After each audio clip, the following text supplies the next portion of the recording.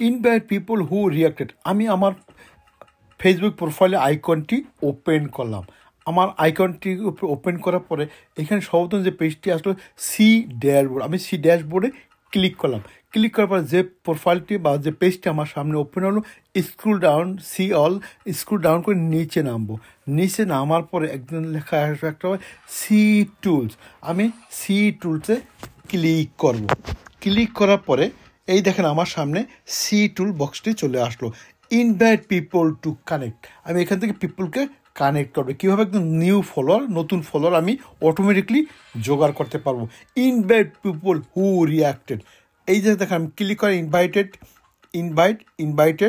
Invited click করার পরে এই একটা মেসেজ ওই আমার যারা নন ফলোয়ার, যারা আমার পোস্টে কমেন্ট করছে তাদের বক্সে চলে যাবে, তাদের কমেন্ট বক্সে চলে যাবে।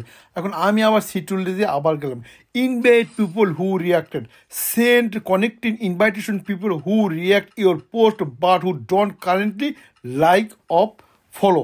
তা আমি সবগুলোই ইনভাইটিং দিয়ে দিলাম।